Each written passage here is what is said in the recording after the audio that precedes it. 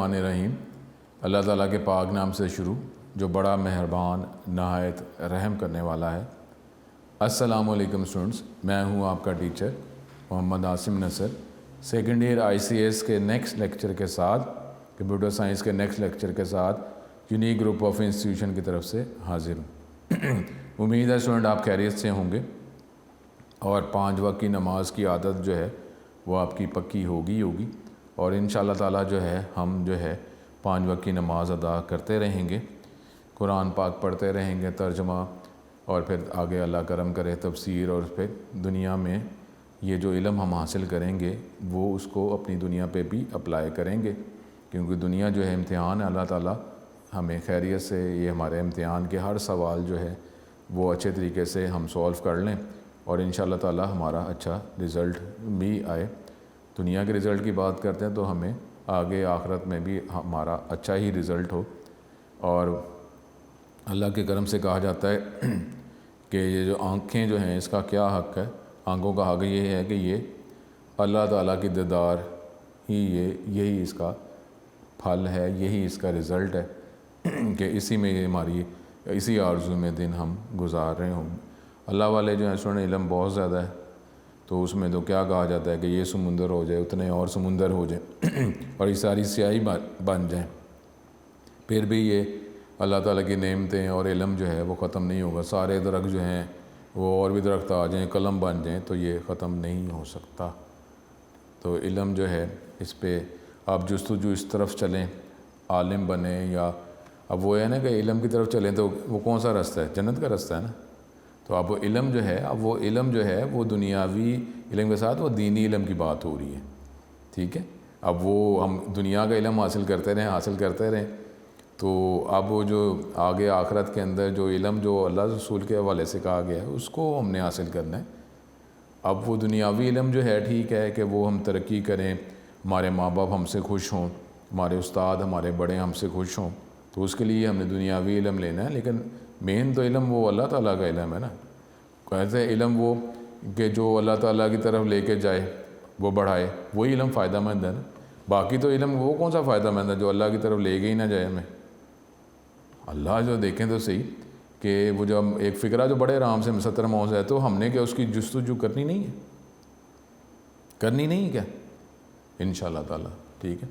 अल्लाह ताला हर जगह मौजूद है और वो जगह से पाक है, लेकिन फिर भी ये इल्म भी तो है ना कि जब वो इंशाअल्लाह ताला जब जन्नत में जाएंगे तो अल्लाह ताला कहेगा कि मैं कुछ और दूँ, तो वो कहेंगे कि जी अल्लाह ताला जन्नत में तो आ गए, अब और क्या?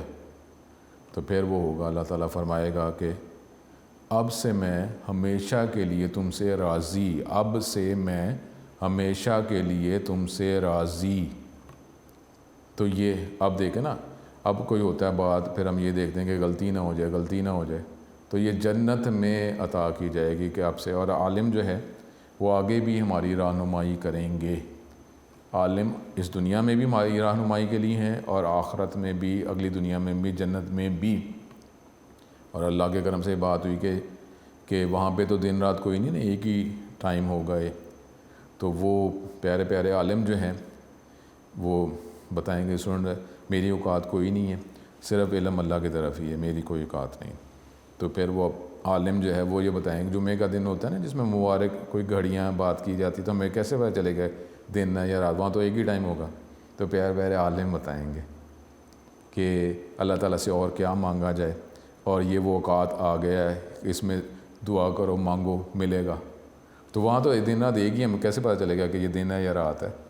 और उसमें वो प्यारी घड़ी कौन सी है, आलिम बताएंगे, ठीक। तो ये अल्लाह करम करे आलिम आप बने, आलिमों से दोस्ती करें, उनके साथ मुलाकात करें।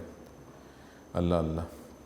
तो सुन अपने टॉपिक की तरफ आते हैं। अल्लाह ताला ने ही वबा ख़त्म करनी है और अल्लाह ताला हमें हदायत पे ही रखे, इस्तकामत दे और ईमान पे ही हमारा ख़ात्मा हो और अल्लाह ताला के बनाए कानून के तहत ही हम ज़िंदगी गुजारें। अल्लाह करम करे। अपने टॉपिक की तरफ आते हैं। नेक्स्ट टॉपिक जो है वो हमने स्कैन का टॉपिक जो है वो करना है। अब तो आपके पास नोट्स भी आ चुके हुए हैं, तो अब ये कोई प्रॉब्लम नहीं है। नोट्स के अंदर भी जो है टॉपिक वाइज ही लॉन्ग क्वेश्चंस, टॉपिक वाइज ही शॉर्ट क्वेश्चन और टॉपिक वाइज ही MCQs अवेलेबल हैं। तो इसलिए अब कोई प्रॉब्लम नहीं है कि जो भी टेस्ट आएगा टॉपिक बता दिया गया तो आगे ये मज़ीद बताने की ज़रूरत नहीं होगी कि शॉर्ट क्वेश्चन जो हैं वो कहाँ से लेकर कहाँ तक है, MCQs कहाँ से लेकर कहाँ तक है, वो बताने की ज़रूरत नहीं, क्योंकि नोट्स के अंदर जो है ये अवेलेबल ही है। और ये कंप्यूटर साइंस के नोट्स के अंदर आपको ये एक बहुत अच्छा बेनिफिट यूनिक ने ग्रुप ऑफ इंस्टीट्यूशन ने आपको दिया है कि टॉपिक वाइज ही सारी चीज़ें आपके पास मौजूद हैं। तो अब ScanF जो है वो टॉपिक हम देखते हैं, पहले इसको थ्योरेटिकली देखते हैं टेक्स्ट बुक के वाले से, नोट्स के वाले से, फिर इसको अब क्योंकि ये अब नई कमांड है जो इससे पहले हमने नहीं पढ़ी, तो इसकी डेफिनेटली वर्किंग भी मैं आपको सॉफ्टवेयर की मदद से बताऊंगा। आप प्रैक्टिस करते रहें, इन्वॉल्व हों, और प्रैक्टिस जितनी करेंगे, जिस तरह मैथ की प्रैक्टिस करते हैं, बल्कि कोई भी टीचर जो भी आपको काम कहते हैं वो काम होमवर्क आप करते हैं तो टॉपिक क्लियर होता है ना। तो इसी तरीके से इसमें भी जितना काम कहा जा रहा है, जो प्रोग्राम्स हैं, प्रोग्राम्स को स्क्रीन के हवाले से ना देखते रहें, उसकी प्रैक्टिस भी करनी है, क्योंकि आपको जो प्रॉब्लम दिया जाता है तो ख़ुद ही सॉल्व करना होता है कि कौन सी कमांड हम अप्लाई करेंगे तो हमारा ये प्रॉब्लम सॉल्व हो जाएगा। आप प्रैक्टिस ना करें, मैथ की बुक देखते रहें, मैथ इसका तो नहीं ना आता।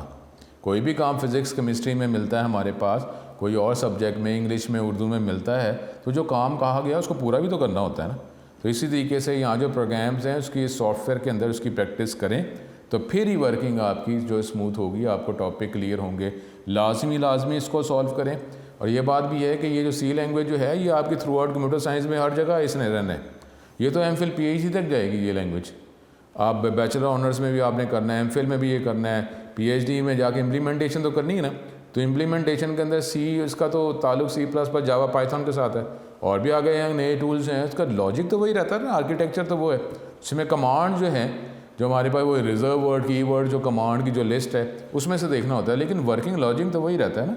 तो इसलिए जो है इस पर तवज्जो करें, कंप्यूटर साइंस में रहना है तो ये हमेशा ही आपके साथ रहेगी। अच्छे तरीके से इसके साथ दोस्ती करें, सी लैंग्वेज के साथ दोस्ती करें, सॉफ्टवेयर के साथ दोस्ती करें, वर्किंग करें। कोई बात नहीं, प्रॉब्लम स्टार्ट में छोटे आएंगे तो सॉल्व भी तो कर लेंगे ना हम।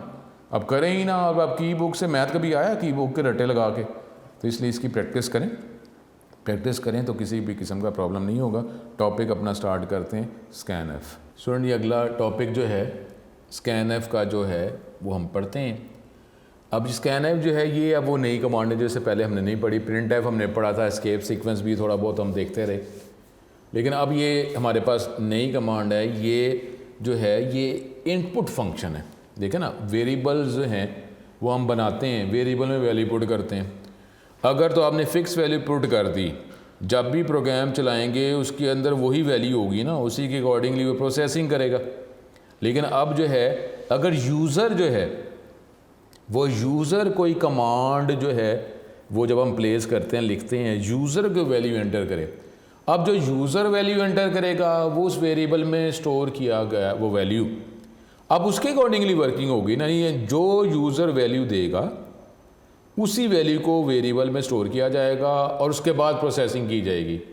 तो अब तो ये प्रोग्राम क्या हो जाएगा, इंटरैक्टिव प्रोग्राम हो जाएगा, कि यानी प्रोग्राम चलाने से पहले हम उसका आंसर जो है वो कैलकुलेट नहीं कर सकते। यूज़र जो वैल्यू देगा वो वैल्यू पुट हुई वेरिएबल में, उसके अकॉर्डिंगली फिर प्रोसेसिंग की जाएगी।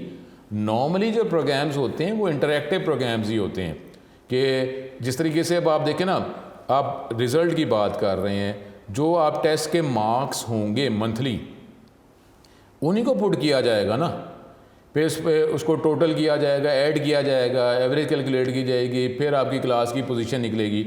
तो ये तो मंथ वाइज डिपेंड करता है आपके टेस्ट के मार्क्स से। ये तो नहीं ना कि हमने फिक्स कर दिया हुआ कि जो रिज़ल्ट इस मंथ आया वो ही आगे आया। तो ये ऐसी अगर हमने कोई कमांड प्लेस करनी है जिसकी मदद से यूज़र से वैल्यू गेट की जाए, उस कमांड को, उस फंक्शन को ScanF कहा जाता है। ठीक है, most of the programs are interactive in nature. अब उसमें अगर आप शॉर्ट क्वेश्चन की बात करते हैं तो शॉर्ट क्वेश्चन में हमारे पास जो है, अब ये यहाँ तक अगर आप कर लेते हैं, ये 5, ये इतनी लाइनें अगर आप इतना मैक्सिमम कर लेते हैं, कि ये दोबारा कर देता हूँ, यहाँ से अगर आप ये इतनी लाइंस कर लेंगे तो ये हमारे पास ScanF का शॉर्ट क्वेश्चन हो जाएगा। लेकिन इससे पहले, इन लाइन से पहले अगर आप लिख लें, it is an example of input function, यानी ScanF जो है इसके स्टार्ट में आप खुद लिख लें। It is an example of input function. Printf क्या था? It is an example of output function. तो स्कैनएफ से पहले आप कर लें it is an example of input function. उसके बाद ये लाइंस आप शॉर्ट क्वेश्चन पे कर लें। और ये जो टॉपिक है स्कैनएफ का, ये बोर्ड में 2019 में लॉन्ग क्वेश्चन आया हुआ है। अब लॉन्ग क्वेश्चन कितने मार्क्स का होता है? 8 मार्क्स का होता है, ठीक है। तो अब ये है, इसमें डेफिनेटली ये डेफिनेशन आ जाएगी, नीचे सिंटेक्स है, एक प्रोग्राम भी है एग्जाम्पल के तौर पर आपने करना है। उसके आगे भी कुछ लाइंस हैं, वो मैं आपको बता दूंगा। तो ये स्कैनएफ जो है ये शॉर्ट क्वेश्चन के तौर पे भी और लॉन्ग क्वेश्चन के तौर पे भी, और आगे मज़ीद शॉर्ट क्वेश्चंस भी हैं। लेकिन अब ये अगर सिर्फ स्कैनएफ पूछा जाए शॉर्ट क्वेश्चन में तो इतना हमारे लिए काफ़ी होगा। लाइन पहले मैंने आपको कहा हुआ कि आप सबसे पहले लिखें it is an example of input function. फिर कंटिन्यू करें, most of the programs are interactive in nature. ये यहाँ पे दूसरा जुमला ना लिखना, कोई इसकी ऐसा कोई वेटेज नहीं है। तो तीसरे यहाँ से शुरू करेंगे, C is feature with a range of function to accept user input in variety of form. C में मुख्तलिफ तरह के फंक्शंस अवेलेबल हैं जिसकी मदद से यूज़र से वैल्यू गेट की जा सकती है मुख्तलिफ तरीक़ों से, मुख्तलिफ फॉर्म से, मुख्तलिफ स्टाइल्स में। स्कैन एफ प्रोनाउंस है स्कैन एफ। एफ आपको पता चल गया होगा, एफ का मतलब क्या होता है? फॉर्मेटेड, ठीक है। तो फॉर्मेटेड स्कैन, फॉर्मेटेड गेट करता है, या formatted print F, formatted print, ठीक है। फॉर्मेट आप बताएंगे, फॉर्मेट स्पेसिफायर बताएंगे कि किस फॉर्म में वैल्यू गेट करनी है, और जो प्रिंट एफ है किस फॉर्म में वैल्यू दिखानी है, स्कैन एफ है किस फॉर्म में वैल्यू गेट करनी है। The scanf pronounced as scanf function is versatile as it is equally good for numeric as well as string input. ये इट टेक्स एज आर्गुमेंट, ये आगे syntax भी है, अगला शॉर्ट क्वेश्चन भी आप इसको प्लेस कर सकते हैं हमारे पास। अब इसमें जो सिंटेक्स, ये अगला शॉर्ट क्वेश्चन भी आप इसमें इसको रख सकते हैं, ये इसका सिंटेक्स शॉर्ट क्वेश्चन में। It takes as argument at format string and a list of variable. इसके आर्गुमेंट में एक फॉर्मेट स्ट्रिंग होता है और फिर वेरिएबल्स का जो जिस फॉर्म में वैल्यू जो है वेरिएबल में पुट की जाती है to hold the input value. Here is the syntax of scanf function. Scanf format string comma, ये एक जो ऑपरेटर एक आ गया जो अभी हम इसको डिस्कस करते हैं, ये एंड का सिंबल है, इसको एड्रेस ऑपरेटर कहा जाता है। अब इसके फॉर्मेट स्ट्रिंग में अब एक क्वेश्चन, स्कैनएफ के फॉर्मेट स्ट्रिंग में क्या होता है और प्रिंटएफ के फॉर्मेट स्ट्रिंग में। प्रिंटएफ का फॉर्मेट स्ट्रिंग जो है उसमें 3 चीज़ें होती हैं, स्ट्रिंग भी, फॉर्मेट स्पेसिफायर भी, एस्केप सीक्वेंस भी, ठीक है। Format string of printf contains, format string of printf contains string comma format specifier and escape sequence. लेकिन format string of scanf contains format specifier only. यानी यहाँ सिंटेक्स में format string जो है, format string contains format specifier only. Format string definitely double quote में ही लिखेंगे, लेकिन इसमें सिर्फ फॉर्मेट स्पेसिफायर होगा। ना ही आपको स्ट्रिंग मैसेज लिख सकते हैं, ना ही एस्केप सीक्वेंस लिख सकते हैं। तो ये क्वेश्चन अभी तक बोर्ड में नहीं आया कि differentiate between format string of printf and format string of scanf. तो अगर इस तरह आ जाता है तो आप क्या करेंगे, format string of printf contains string comma format specifier and escape sequence, whereas the format string of scanf contains format specifier only। इसमें सिर्फ फॉर्मेट स्पेसिफायर होता है। तो ये स्कैनएफ के हवाले से दूसरा शॉर्ट क्वेश्चन, इसका सिंटेक्स, ठीक है। ये जो एंड का निशान है इसको एड्रेस ऑपरेटर कहा जाता है, अभी हम इसको देख लेंगे। तो अब जो है ये अभी तक 2 शॉर्ट क्वेश्चन स्कैनएफ, वैसे ही आपको मैंने कहा है कि लॉन्ग क्वेश्चन में आया हुआ है। तो लॉन्ग क्वेश्चन के हवाले से क्या है कि ये टॉपिक स्टार्ट से लेकर एंड तक जो है वो हमने इसको करना होगा। ये इसकी अब एक एग्जाम्पल है, ये एग्जाम्पल जो है ये हम इसको करेंगे भी, ठीक है। ये सॉफ्टवेयर की मदद से हम करेंगे। अब इसमें write a program to convert the distance in kilometer into meters. आप ये 2 वेरिएबल्स बनाए, ये कमेंट्स हैं, रिमार्क्स हैं, आपको पता है ये लाइन लिखने की ज़रूरत नहीं है, ठीक है, लेकिन ये कमेंट्स हैं या रिमार्क्स हैं। एंटर डिस्टेंस इन किलोमीटर, ये ग्रेटर देन का निशान कोई ज़रूरी नहीं है, सो इतना ज़रूरी नहीं है कि जिस एज इट इज़ लिखा तो लिखना ही लिखना है। डबल कोट्स में जो मर्जी आप लिखें, तो ये नहीं कि जब यहाँ प्रिंट एफ करना है तो यहाँ पे ग्रेटर देन का निशान डालना ही डालना है। ये तो जस्ट ये है कि जब ये वैल्यू इनपुट की जाएगी तो उसके बाद वैल्यू आ रही होगी, तो ये कोई ज़रूरी नहीं है, ठीक है, इतना रटा नहीं है कि ये लिखना है लिखना ही लिखना है। अब ये देखें, ये हमने स्कैन एफ यूज़ किया और ये आपको अभी सिंटेक्स ऊपर नज़र भी आ रहा है। अब ये देखें, स्कैन एफ का ये था सिंटेक्स, फॉर्मेट स्ट्रिंग कॉमा ये एड्रेस ऑपरेटर वेरिएबल 1, जितने भी वेरिएबल आप बना रहे हैं जिसमें वैल्यू गेट करना चाह रहे हैं तो उसमें पहले एड्रेस ऑपरेटर। अब ये देखें, ये अब स्कैन एफ के फॉर्मेट स्ट्रिंग डबल कोड के अंदर सिर्फ फॉर्मेट स्पेसिफाई होता है और कुछ नहीं, ना स्ट्रिंग ना एस्केप सीक्वेंस।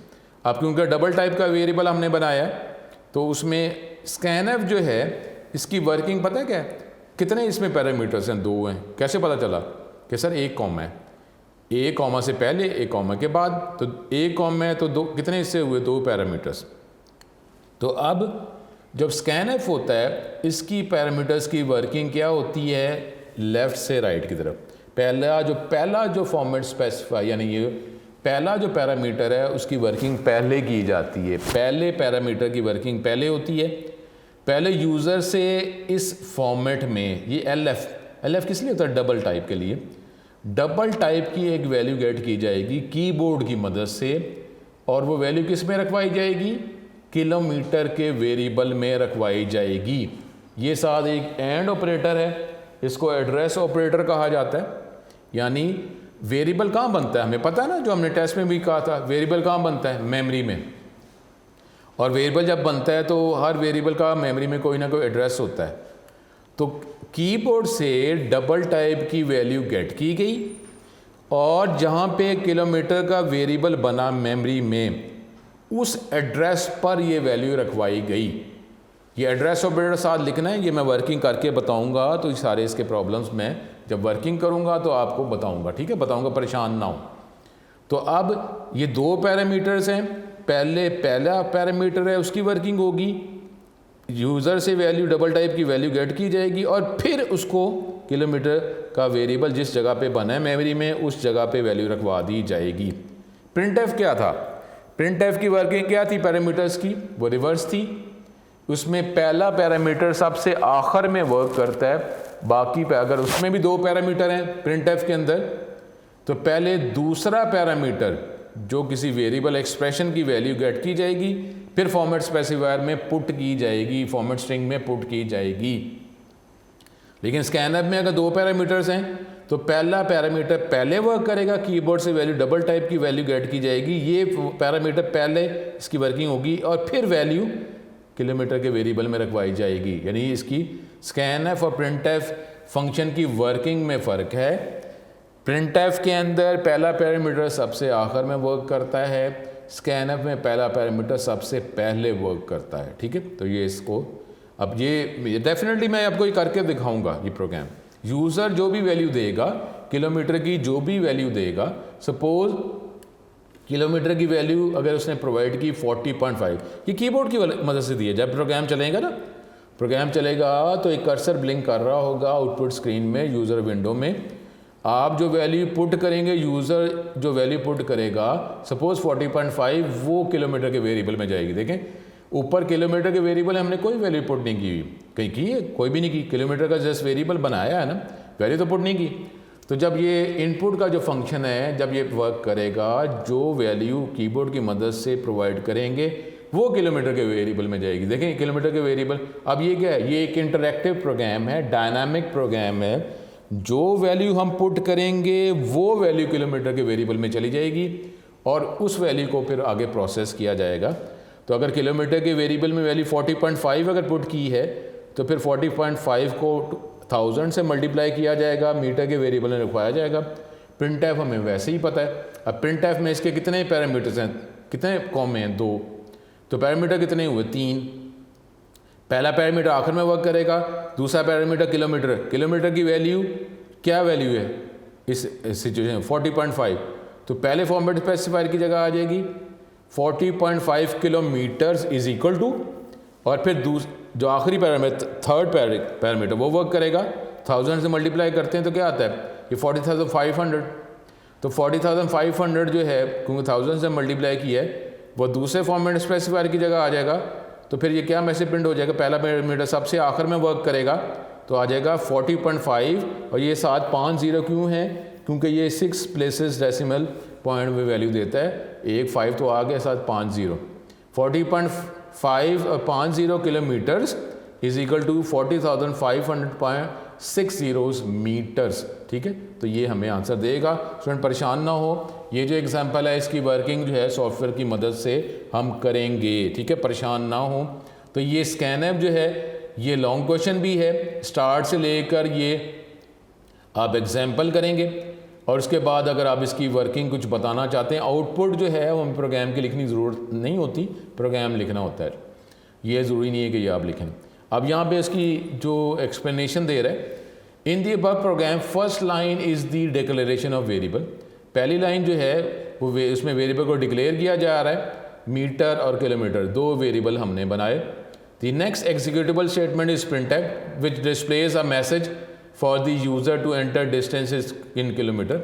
बेटर है कि यूज़र को कुछ दिखा दिया जाए कि क्या वैल्यू गेट की जा रही है, बजाय इसके वैल्यू गेट की जाए और यूज़र को कोई मैसेज नहीं दिया जा रहा तो अब पता नहीं क्या वैल्यू गेट की जा रही है।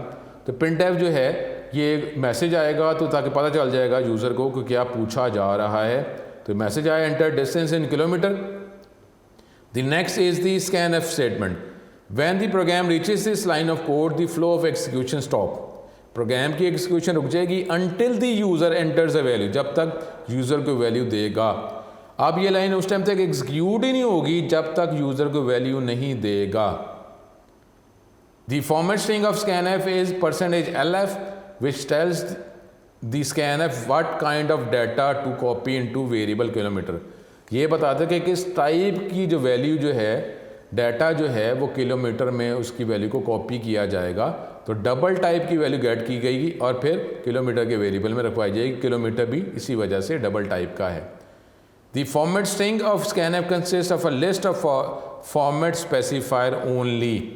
तो जो फॉर्मेट स्ट्रिंग जो स्कैनएफ का है उसमें सिर्फ फॉर्मेट स्पेसिफायर ही होते हैं, कोई और वैल्यू या टेक्स्ट जो है इसमें बताया नहीं जा सकता। ठीक है, तो format string of scanf contains format specifier only. सिर्फ इसमें फॉर्मेट स्पेसिफायर ही लिखा जाता है, ना कोई टेक्स्ट ना एस्केप सीक्वेंस। ठीक है, ये हमारे पास ये लॉन्ग क्वेश्चन चल रहा है। तो ये करने के बाद ये आगे वो बता ही रहा है, instead of the variable name the scanf requires address of the variable to store the input value. हमें सिर्फ वेरिएबल का नाम नहीं बताना होता, ये मैं वर्किंग में आपको करके बताऊंगा कि एड्रेस ऑपरेटर अगर इस्तेमाल नहीं करते तो फिर क्या मसला होता है। अब ये हमारे पास अगला एक शॉर्ट क्वेश्चन भी है।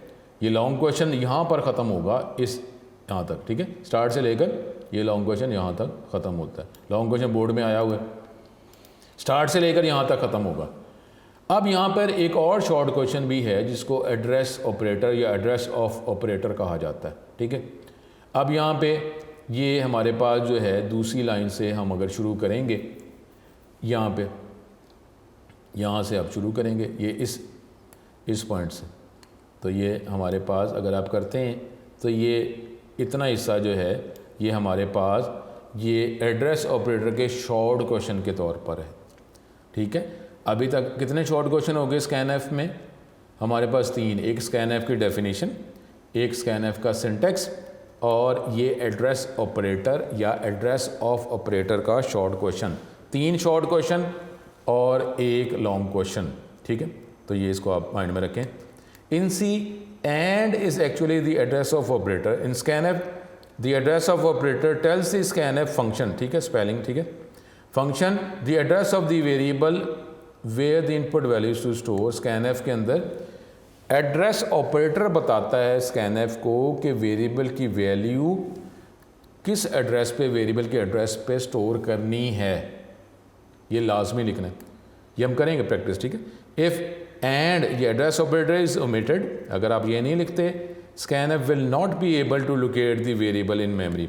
तो स्कैनएफ जो है वो वेरिएबल की वैल्यू, वेरिएबल को लोकेट नहीं कर सकता है मेमोरी में कि ये वैल्यू कहाँ रखवानी है। Hence it will be unable to store the value into the variable. इसका मतलब ये है कि वेरिएबल में वैल्यू स्टोर नहीं करवा सकेगा। And the program will find a garbage value in the variable. जब उसको प्रोसेस किया जाएगा उस वेरिएबल को तो गार्बेज वैल्यू जो है उसको प्रोसेस कर दिया जाएगा। जो वैल्यू पुट की वो प्लेस नहीं हुई, तो अब अनएक्सपेक्टेड वैल्यू के साथ प्रोसेसिंग कर दी जाएगी। That result in wrong answer, answer wrong आ जाएगा, एरर नहीं होगा, एरर नहीं बताएगा, तो ये रॉन्ग आंसर होगा। तो ये 3 शॉर्ट क्वेश्चन, स्कैन एफ की डेफिनेशन, स्कैन एफ का सिंटेक्स और एड्रेस ऑपरेटर या एड्रेस ऑफ ऑपरेटर का शॉर्ट क्वेश्चन। और ये टॉपिक जो है ये लॉन्ग क्वेश्चन भी है, स्टार्ट से लेकर यहाँ तक जो है एंड तक जो है ये लॉन्ग क्वेश्चन। ये आपने टॉपिक लॉन्ग क्वेश्चन के तौर पे भी और शॉर्ट क्वेश्चन के तौर पे भी अटैम्प्ट करना है। तो ये हमारे पास जो है ये टेक्स्ट बुक के हवाले से ये टॉपिक आप कंप्लीट करेंगे। स्कैन एफ आ गए, इसके अंदर 3 शॉर्ट क्वेश्चंस भी मौजूद हैं, ठीक है। तो ये हमारे पास ये टॉपिक हुआ। अब हम आगे अपने उसकी वर्किंग जो है उसकी तरफ हम चलते हैं कि ये जो हम कर रहे थे। अब स्कैन एफ की अगर बात करते हैं तो ये तो लिंक है, इसकी अब ज़रूरत नहीं है, लेकिन फिर भी हम इसको प्रोवाइड कर देते हैं। ये इसके बाद अब ये स्कैन एफ जो हम पढ़ रहे थे, अब आप टेक्स्ट बुक से कर लें, नोट से, जैसे आपकी मर्ज़ी, कोई प्रॉब्लम नहीं है। दोनों में मार्क्स इंशाल्लाह ताला इक्वल ही मिलेंगे।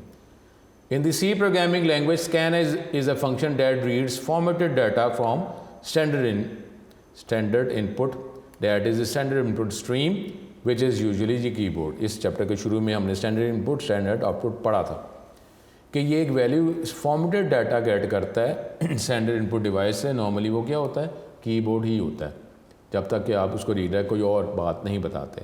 और फिर then writes the result into the argument given, फिर वो वेरिएबल जो आपने साथ प्लेस किया होता है उसमें वैल्यू रखवा देता है। Scanf function is built in library function in C programming language which is available in C library by default, उसके अंदर मौजूद है। This function is declared and related macros are defined in stdio which is the header file in C. We have to include stdio file to make use of scanf library function. अब आप library function आपने जब ये use करना है तो आपको stdio लिखना पड़ता ही है, तो वो तो हम पहले भी लिखने प्रिंट एफ। अब प्रिंट एफ और स्कैन एफ जब भी हम यूज़ करेंगे, प्रिंट एफ तो हम पहले करें, stdio लिख ही रहे हैं ना, दोबारा नहीं लिखना, बस एक दफ़ा लिखा है।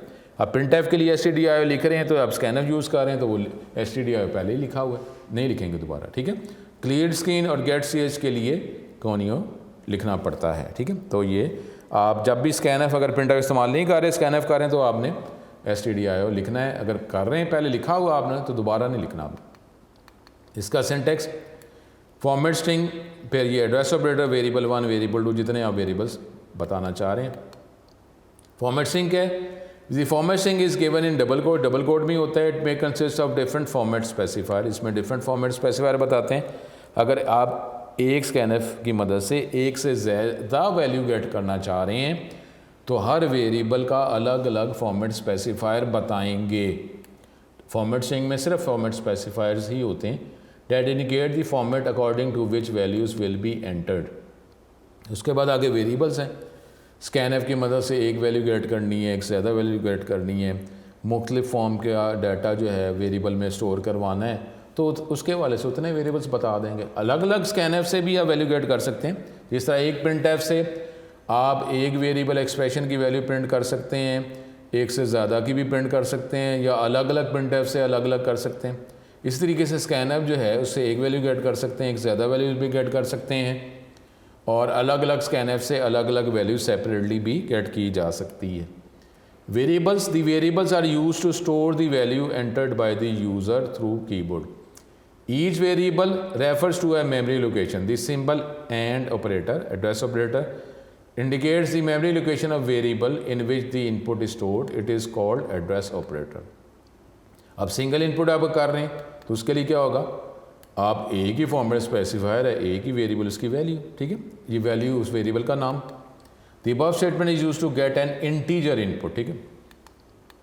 उसके बाद मल्टीपल इनपुट आपने करनी है स्कैन एफ की मदद से, can be use to input many values at the same time है। अब आप ये दो वैल्यू गेट कर रहे हैं तो दो फॉर्मेट स्पेसिफाई। पहले जो इंटीजर फॉर्म में वैल्यू गेट की कौन से वेरिएबल में स्टोर करवाई, ए, और एड्रेस ऑपरेटर लिखना ही लिखना है। फिर दूसरी वैल्यू आपने जो एक ही वक्त में दोनों वैल्यू गेट की गई, पहली वैल्यू पहले वेरिएबल में चली गई, दूसरी वैल्यू दूसरे वेरिएबल में उस फॉर्मेट के अकॉर्डिंगली प्लेस कर दी गई। दो वैल्यूज़ एक ही स्कैनफ की मदद से दो वैल्यूज़ गेट कर ली गई। The above statement will get two inputs in A and B respectively, sequence में होगा। It is also possible to get different types of inputs in the same function. ये आप कर रहे हैं, ठीक है, ये कर सकते हैं आप।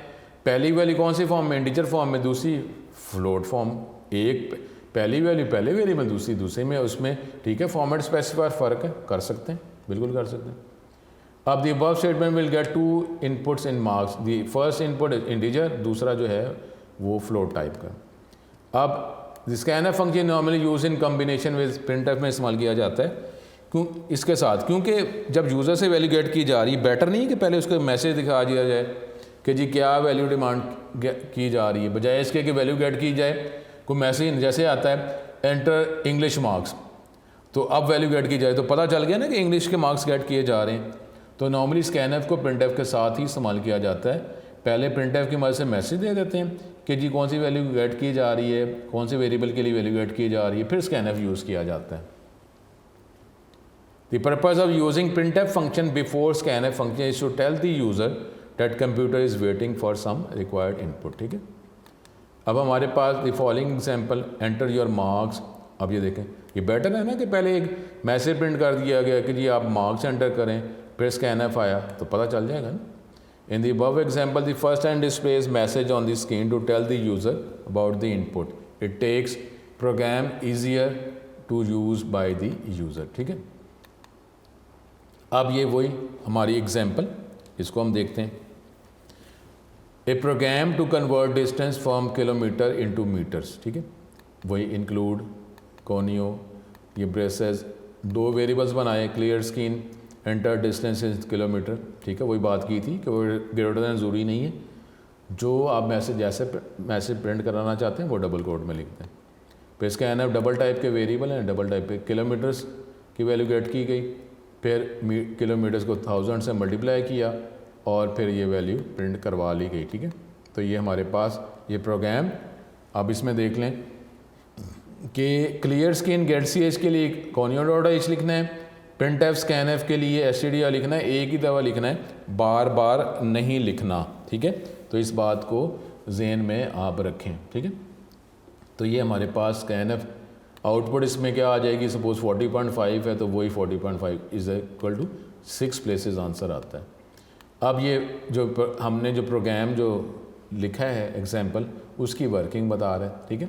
अगर प्रोग्राम दो वेरिएबल डिक्लेयर किए, मैसेज प्रिंट किया, फिर एड्रेस ऑपरेटर इस्तेमाल किया, वही बातें। It is the address of operator using that gets a pointer to where the variable value, एक पॉइंटर सा बन जाता है कि जी कहाँ पे वैल्यू इसकी स्टोर की जाएगी।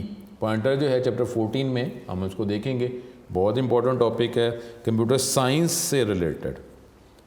The value entered by the user stored in kilometer, the program calculate the number of meters और फिर उसका आंसर स्क्रीन पर दिखाता है। अब ये आगे मुख्तलिफ ये एग्जाम्पल्स हैं, इसको थ्योरेटिकली हम देखेंगे और फिर डेफिनेटली मैं बार बार कह रहा हूँ कि डेफिनेटली जो है इसको हम सॉफ्टवेयर की मदद से मैं आपको करके भी बताऊँगा, लाजमी बताऊँगा, परेशान ना हो, ठीक है। A program that inputs name age and address from the user and display screen. अब ये वही प्रोग्राम कि जो एक नाम गेट कर रहा है, एज गेट कर रहा है और एड्रेस। अब ये देखें, यहाँ पे एक ही लाइन पे हमने मुख्तलिफ तरह के वेरिएबल्स बना ली। एक नेम कैरेक्टर टाइप का है, लेकिन ये स्ट्रिंग है तो 30 कैरेक्टर इसमें स्टोर किए जा सकते हैं। हमने ये स्ट्रिंग बना दिया, नाम, नेम उसका नाम है स्ट्रिंग का, फिर एक सिटी हमने स्ट्रिंग बनाई, उसमें एक कैरेक्टर नहीं बल्कि 40 कैरेक्टर स्टोर किए। हमने ये लॉजिकली बनाया कि इसमें स्टोर किए जा सकते हैं। फिर एक एज का वेरिएबल बनाया इंटीजर टाइप का। क्लियर स्क्रीन, नॉर्मली वेरिएबल के बाद क्लियर स्क्रीन इस्तेमाल किया जाता है। फिर एंटर योर एज, एक मैसेज दिखाया गया कि अपनी एज एंटर करें, पहले ठीक है एज गेट कर ली, कोई बात नहीं। स्कैनफ जो है ये आप गेट कर रहे हैं इंटीजर फॉर्म में और ये एज के वेरिएबल में उसको स्टोर किया जा रहा है। उसके बाद जो है, उसके बाद आपने नाम का मैसेज दिखाया और नेम। अच्छा, अब यहाँ पे देखें कि जो नेम का जो वेरिएबल है इसमें एड्रेस ऑपरेटर इस्तेमाल नहीं किया। अब जब स्ट्रिंग वैल्यू जब गेट की जाती है ना, तो उसमें एड्रेस ऑपरेटर लिखने की ज़रूरत नहीं है। आप लिख सकते हैं, कोई एरर नहीं, लिख सकते हैं आप। लेकिन जो नेम जो स्ट्रिंग है ना, उसी के नाम के अंदर ही उसका एड्रेस होता है, वो ऑटोमेटिकली पिक कर लिया जाता है। तो ये कोई एरर नहीं है, आप ये एड्रेस ऑपरेटर इसके साथ लिखना चाहें, कोई गलती नहीं है। नहीं लिखेंगे तो कोई भी गलती नहीं है, क्योंकि स्ट्रिंग है ना, इंटीजर करते हैं तो उसके साथ एड्रेस ऑपरेटर लिखना होता है। बाकी फॉर्मेट जो है, बाकी तरह के वेरिएबल उसमें एड्रेस ऑपरेटर लिखना होता है। जब आप स्ट्रिंग बनाते हैं तो एड्रेस लिखने की ज़रूरत नहीं है, एड्रेस ऑपरेटर बताने की ज़रूरत नहीं है। एंड जो सिटी नेम, अब इसमें भी ऐसे ही है, आप अगर लिखना चाहें तो ठीक है आप लिख दें, अदरवाइज़ ज़रूरत नहीं है।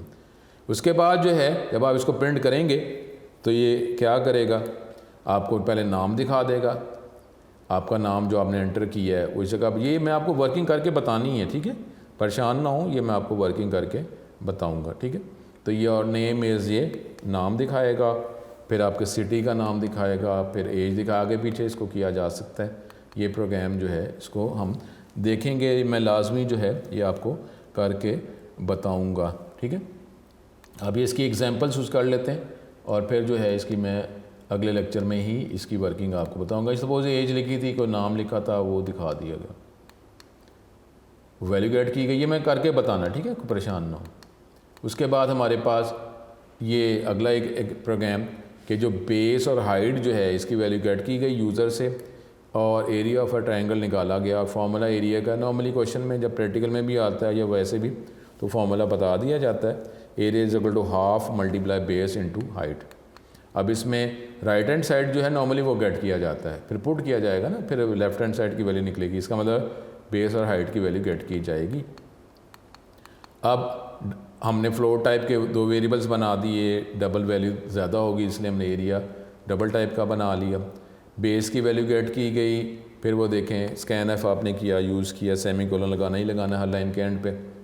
फिर आपने हाइट की वैल्यू गेट की, मैसेज दिखाया हाइट की वैल्यू, फिर आपने फार्मूले में पुट किया, हाफ का मतलब क्या होता है 0.5 इंटू बेस इंटू हाइट, ये वैल्यू आपने गेट की, उसमें एक्सप्रेशन में पुट किया, एरिया कैलकुलेट हुआ, एरिया में वैल्यू रखवा दी गई और बाद में उसको आपने प्रिंट करवा रहे हैं। प्रिंट करवा के आप फील्ड विड्थ स्पेसिफायर 5.2F इस्तेमाल कर रहे हैं। इसका मतलब क्या हुआ कि जब इसकी आउटपुट आएगी तो 2 डेसिमल प्लेसेस में आंसर दिखाया जाएगा, 2 डेसिमल प्लेसेस में आंसर दिखाया जाएगा, ठीक है। तो इस बात पे आपने गौर करना है। ये एक प्रोग्राम है, अब ये इसकी वर्किंग सारी हमने एक एक प्रोग्राम की हम वर्किंग देखेंगे। उसके बाद ये अब एक्सरसाइज के क्वेश्चंस भी हैं, वो भी सॉल्व किए जा रहे हैं एक्सरसाइज में। अब चैप्टर नंबर 10 के अंदर नॉर्मली लॉन्ग क्वेश्चन जो है वो प्रोग्राम के हवाले से नहीं आता, प्रोग्राम जो है वो 11 में से 12 में से आता है। इसमें से प्रीवियस मैंने आपको बताया 2019 में स्कैन एफ का लॉन्ग क्वेश्चन आया है, तो अब इसलिए चैप्टर नंबर 10 में से प्रिंट एफ और स्कैन एफ को लॉन्ग क्वेश्चन के तौर पे भी तैयार करना है। प्रोग्राम जो है वो प्रोग्राम चैप्टर नंबर 11 और 12 में से आता है। ये प्रोग्राम्स हम जैसे अपनी प्रैक्टिस के तौर पर कर रहे हैं, लेकिन ये प्रोग्राम जो है प्रैक्टिकल्स में तो आ सकते हैं ना। तो ये जो है ये इस चैप्टर 10 के अंदर से theoretical print F scan F का लॉन्ग क्वेश्चन आ सकता है, और ये प्रोग्राम जो है ये एग्जांपल के तौर पर हम कर रहे हैं। अब ये सेल्सियस एक वैल्यू गेट की गई, फ़ारेनहाइट में कन्वर्ट करके दिखाया गया, फ़ारेनहाइट की फार्मूला दिखाया 9/5 मल्टीप्लाई C + 32, ये प्रोग्राम। अब इसमें एक वैल्यू गेट की गई, टेम्परेचर सेल्सियस में गेट किया गया, एड्रेस ऑपरेटर इस्तेमाल किया, फ्लोट टाइप का वेरिएबल। उसके बाद ये हम 9.0 डिवाइड बाई 5.0 क्यों लिखा, इधर तो 9/5 है, क्योंकि आपको पता है ये इंटीजर डिवीजन है तो ये डेसिमल पॉइंट में आंसर नहीं देगा, इसलिए हमने 9.0 डिवाइड बाई 5.0 लिखा। ये चैप्टर नंबर 9 में हम ये डिस्कस कर चुके हैं। ये आपने कैलकुलेट किया, ये फ़ारेनहाइट या FAREN के वेरिएबल में वैल्यूज़ की पुट की गई। उसके बाद जो है ये 5.1F जो है फील्ड विड्थ स्पेसिफायर की मदद से वैल्यू दिखा दी गई, ठीक है। तो ये हमारे पास जो है ये प्रोग्राम जो है वो देखेंगे, इसकी प्रैक्टिस जो है वो हम करेंगे, इसकी वर्किंग, ठीक है। तो ये आप साथ साथ इसके रहें। एक दो एग्जांपल हमारे पास और हैं, उसको थ्योरेटिकली देखेंगे तो फिर हम इसको आगे वर्किंग में भी लेके आएंगे। तो ये यहाँ तक इसकी एग्जांपल्स करते हैं। तो ये थ्योरेटिकल है, इन सारी एग्जांपल्स की वर्किंग मैं आपको करके बताऊंगा, ठीक है, परेशान ना हो। ये एग्जांपल जो है नेक्स्ट लेक्चर में इसको कंटिन्यू करेंगे। नेक्स्ट लेक्चर में आपसे दोबारा मुलाकात होगी। अपना बहुत ज़्यादा ख्याल रखें। अस्सलाम वालेकुम।